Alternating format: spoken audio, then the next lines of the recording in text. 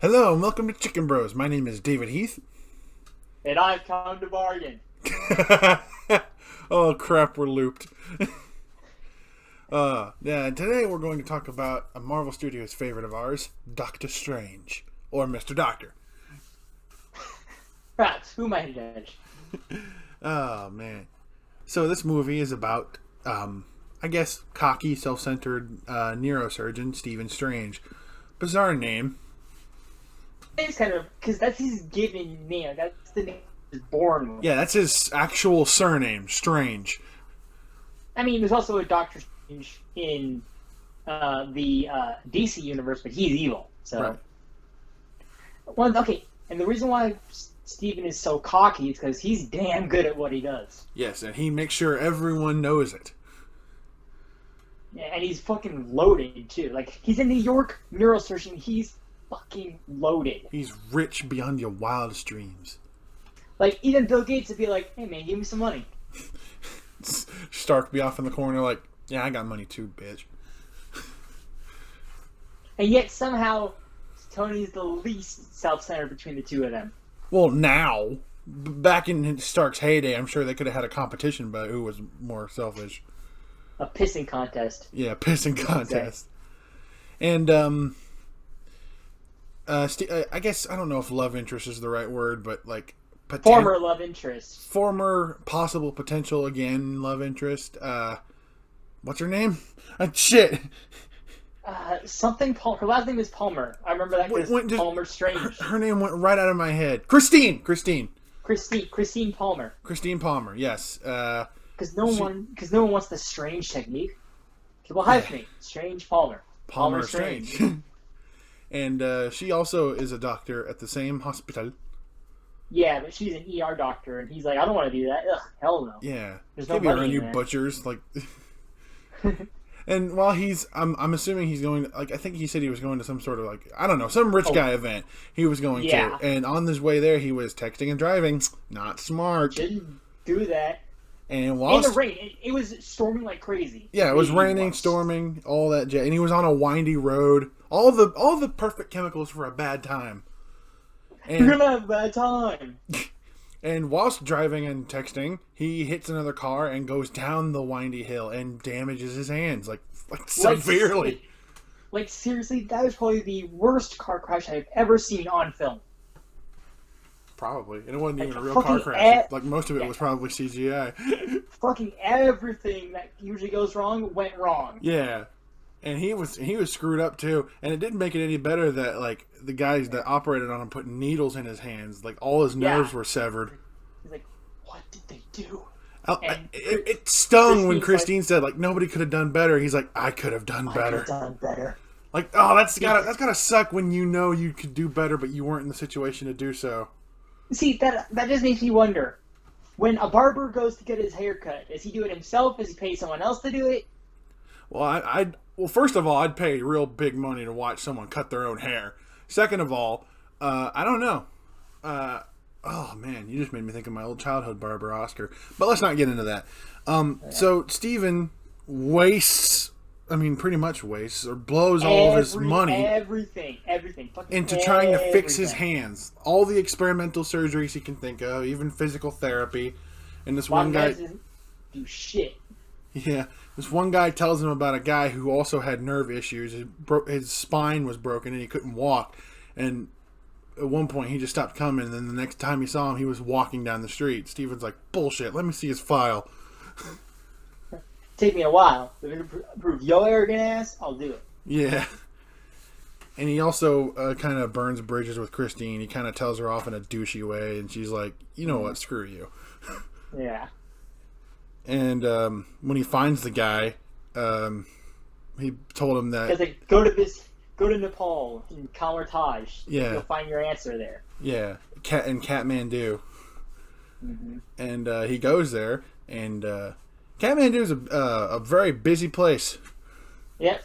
I'm pretty sure Nepal, like Tibet, is actually like that. Like, probably, yeah. There's like, all these gurus and shit. And he spends every single dime and even loses his favorite watch to a group of muggers. Well, he doesn't lose it, but it gets broken. Yeah. And he meets a pretty strange fellow, and that's saying something, named Mordo, and he directs him to Kamar-Taj. Yeah, and he thinks the Ancient One that they're always talking about is this old Chinese dude, but in fact, it's fucking Tilda Swinton. Yeah. Now, hang on, before we go any further, I don't mind that Tilda Swinton is the Ancient One. I prefer the Ancient One being Tibetan, an old Tibetan dude, but Tilda Swinton did a good job. However, there is a problem with her, but I will get to that later. So yeah, Mordo basically tells him, "Forget everything you think you know. It's different here." And when he meets the Ancient One, he explains the situation to her, and she's telling him that there is a way to fix it, but it goes beyond his comprehension because Steven's very much about science. Yes, which, and being a neurosurgeon, that makes sense. And when she tells him that, like, she knows how to heal the body, he thinks she's talking about like cellular regeneration when she's actually talking about better orienting the spirit. Which, if in real life, wouldn't work, but this is the Marvel Universe. Shit goes sideways. Yeah, anything's possible in the Marvel Universe. And, of course, he doesn't fully believe it until she proves it to him and pushes his astral form out of his body. And then sends him on basically an acid trip. No, she sent him into a shooting star meme. Dude, I saw this movie in 3D when I first saw it, and I immediately regretted it when I got to that. Like, oh no! It was screwing with my head, man. Okay, that's one thing you guys, every Marvel movie so far has had good special effects, but this movie fucking... I love how like dedicated they were to making it look like the real like worlds that Doctor Strange visits in the comics. Yeah, no kidding. And when he sees all this crap, he's immediately like, "Teach me," but she goes, "No." No. And they kick him out. And he's like, "Hey, like, over the door!" You're banging on the door. They do eventually let him in, though. Yeah, thank you. Mordo shows him to his room and gives him a little piece of paper that says Shambhala on it. He's like, "What's this, my mantra?" Wi-Fi password. Not all savages. So Steven settles in. And the movie does not outright say it, but I feel like a passage of time is happening throughout this movie, this point. Well, because, his hair grew out, he shaved, he got, gray on the temples. Yeah. Because, I thought earlier in the movie they made a reference. Because, you'll notice this with Marvel Studios movies. They always like to add little things here and there where you're like, oh, that's that from this, Right. And the scene, and I'm just saying this for the sake of whoever's watching this, I'm sure you caught this, but in the scene when, just before he crashes in his car, when that guy's talking to him about possible operations he can do, he mentioned an Air Force colonel whose spinal cord got ruptured in an experimental armor suit, and I thought, oh shit, that's Rhodey from Civil War when he fell and his spine got ruptured. And then someone pointed out to me and goes, no, that can't be Rhodey. I'm like, why not? Like, the War Machine armor is not experimental. I go, oh yeah, you're right. Then what is that? And then I thought back to Iron Man 2 when Justin Hammer tried to mimic. God. Oh, I remember that. Yeah, that poor guy. I point out that guy's fine. Yeah, so maybe that's what it was. Yeah, that makes more sense. And then, of course, what's that in the background? Sorry, I'm watching Tarzan on Disney Plus. Oh, that'll be funny. Listening back to this. Yeah. So I imagine when he catches up to the modern time of the MCU, imagine a lot of time passes, and plus you don't learn everything you know at Kamar-Taj within a couple days. You got to learn that shit. It probably took a couple of years at most. Yeah, and he gets to know Wong. The Sanctum, the librarian, who's completely humorless. At first, anyway, he's like Wong, just Wong, like Adele, Drake, Eminem. And he tries to get a book, and Wong doesn't think he's ready for it, and he goes, "Try me, Beyonce." Come on, you had to have heard of her. She's huge. And then later, it actually shows Wong with earbuds in his ears listening to Single Ladies. While Steven is using magic to steal the book he needs. Right. And of course, Ancient One warns him about learning too much before he's ready. And even Mordo tells him, when he's mentioning like there's like ancient weapons that they use, and like you'll get yours when the weapon decides you're ready. So it's like Steven thinks moving at a faster pace than he thinks he's ready for is like going to help him get further, but really this just leads him down the wrong path.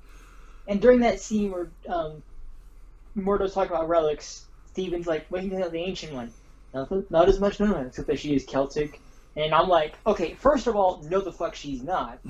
Because Celtic means that she's either of Scottish or Irish descent, and Tilda Swinton is neither of those things. And she doesn't even try to be in the movie. She still keeps her English accent.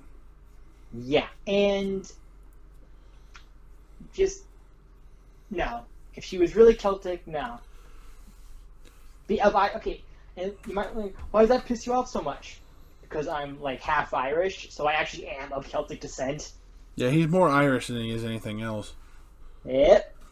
And Steven learning at a fast pace makes him. He's reading books, and he's reading about the Eye of Agamotto, which is in the center of Kamar-Taj, and he doesn't know it yet. But little does we figure out that there's an Infinity Stone in that thing, which will come into play in later movies. Yes, it's the Time Stone, and he learns this by taking an apple he was eating and forwarding it and fast forwarding it and rewinding it, making it new, making it rot. And then he takes a book that, oh shit, we didn't, oh no. Wow, we can totally see it over Caecilius. Yes, Caecilius. He showed up at the beginning of the movie before Steven got there. And he's basically, he's throwaway bad guy number 4. He's basically every fucking villain. Basically. I came here searching for power. I found the power, but got kicked out for finding the power.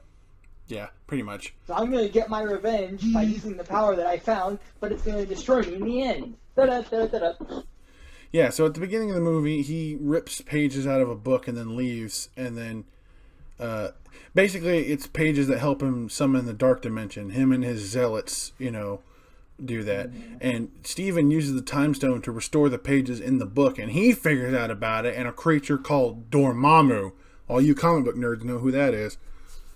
And when he starts figuring all this out, Wong and Mordo come in going, no, you can't be screwing around with this kind of shit. Stupid. Idiot. No one knows what I'm talking about. Idiot. And then Wong basically explains to him what's going on with Mordo and all that shit.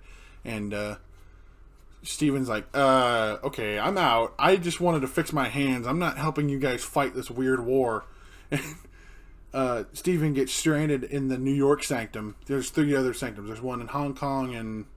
Where's the other one? Hong Kong, New London. York. London, yeah. Yeah, and Steven gets stranded at the New York sanctum, and he meets... That's where Caecilius and his goons attack. Yeah, they kill the guardian who was already guarding the New York sanctum, and they come across Steven, and he goes, how long have you been at Kamar-Taj, Mr. Doctor? Mr. Doctor. Mr. Doctor? It's strange. Maybe, but who am I to judge? I love it when heroes and villains can just have casual banter like that. Yeah, and they fight for a little bit. I like it. I do love when Steven and Caecilius are fighting. Steven just picks up something, and Caecilius goes, you have no idea how to use it, do you? He goes, do you? And just throws it at him. And then the Cloak of Levitation, I guess, is fond of Steven and then clings itself to him. Yep.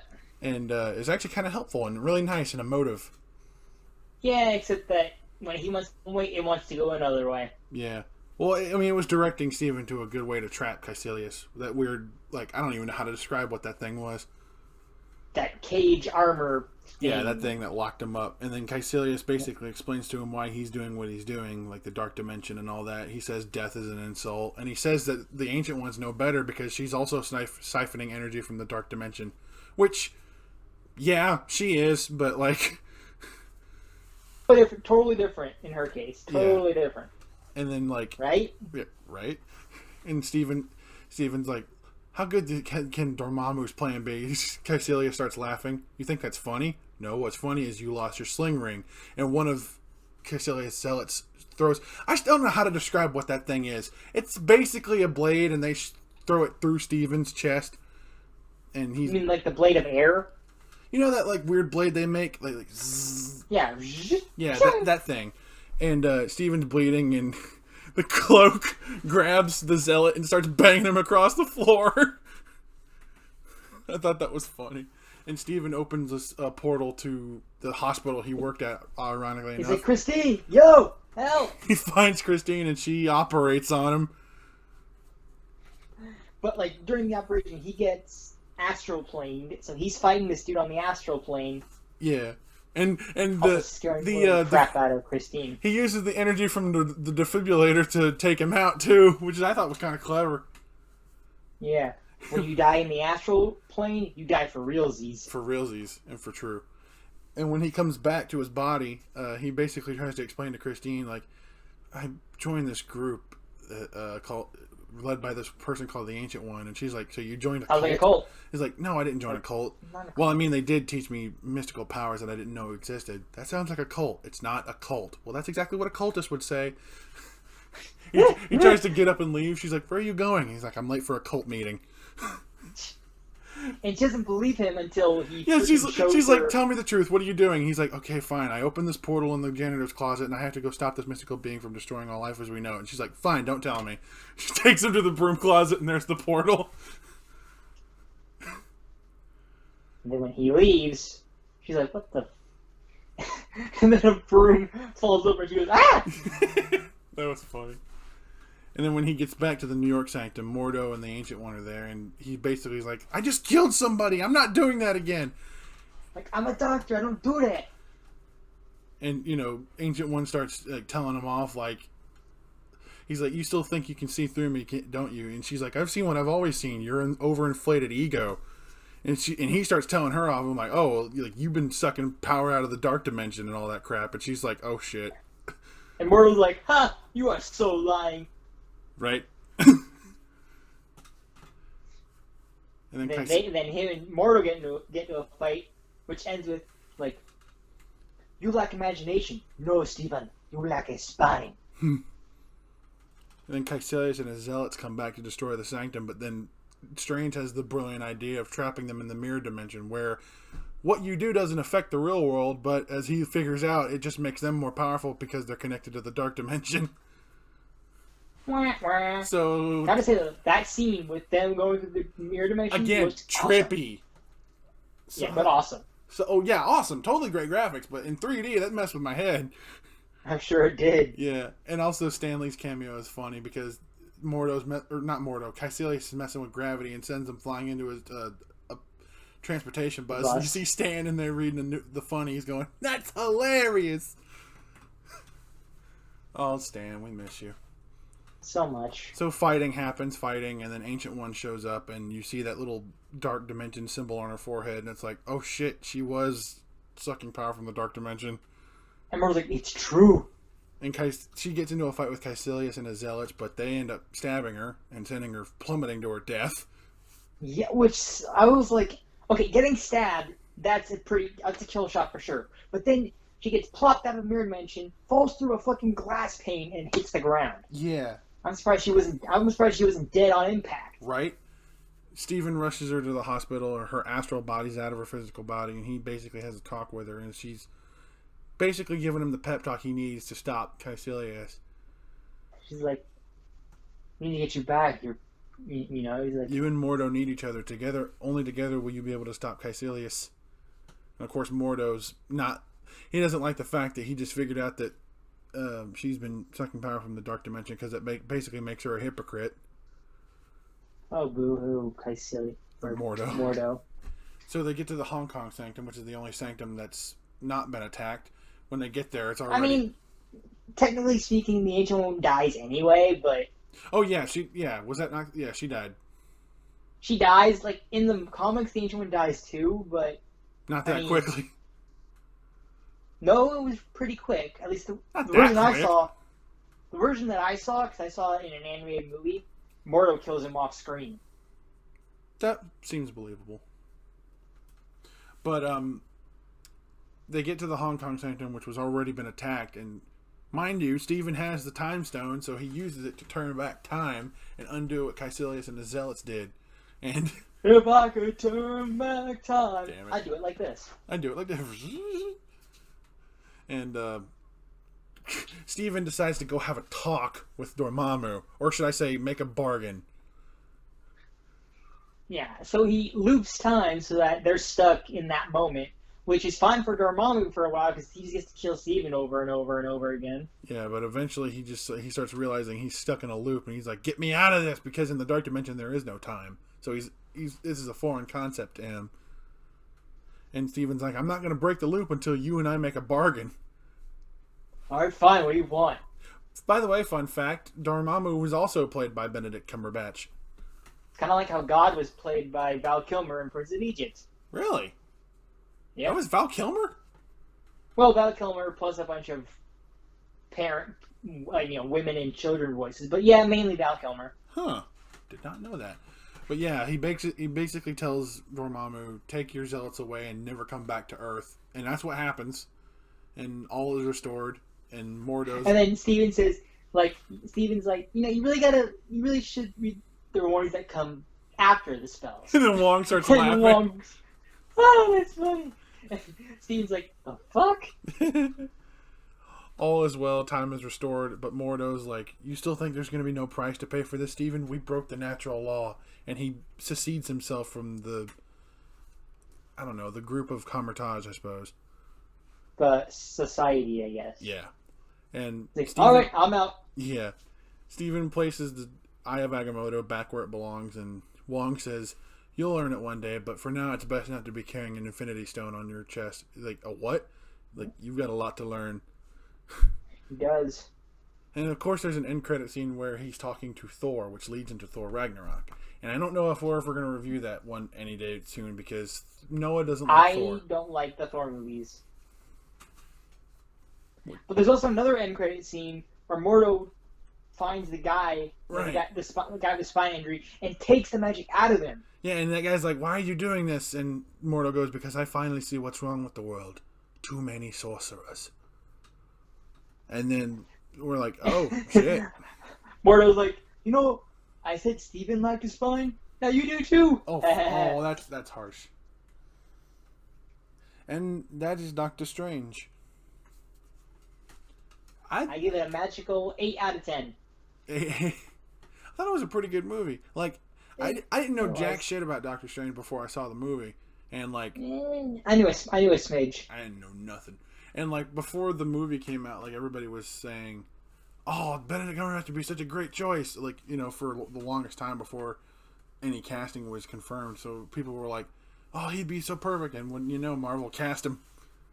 Yep. And that was surprising considering at that point Benedict Cumberbatch said he'd never do a superhero movie. I guess they made him a money offer he couldn't refuse. Mm-hmm. That's the thing. But actors get paid to do this. Yep. That just makes me hate them. Not really. But yeah, I'll agree with you, Noah. I'll give it an 8 out of 10. It's a pretty good movie. And we're daring at the ancient Celtic. Yeah. I will never forget that. And that's Doctor Strange. And we'll see you guys next time on Chicken Bros.